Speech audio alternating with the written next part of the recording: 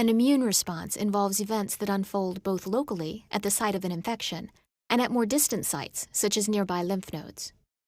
We can see the integration of the different parts of the immune response if we follow the course of a typical infection. Most pathogens are kept outside of the body by epithelial barriers, such as the epidermis, and are crossed only when there is an injury or tissue damage. After an injury, bacteria cross the epidermis and establish an infection in the underlying tissue. Phagocytic cells in the tissues, such as macrophages and neutrophils, engulf the pathogen. Dendritic cells are also phagocytic and are activated by binding pathogens to leave the site of infection and migrate to a lymph node.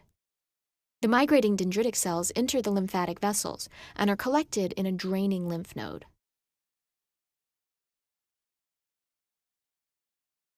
In the lymph node, T cells are activated by antigen presented by the dendritic cells, and in turn activate B cells to secrete antibody. Effector T cells and antibody molecules return to the circulation. They leave the circulation again at the site of infection, where inflammatory mediators have induced changes in the blood vessel endothelium.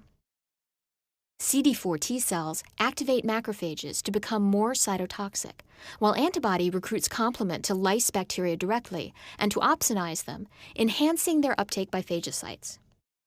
In the case of a viral infection, activated CD8 T cells would kill any infected cells present.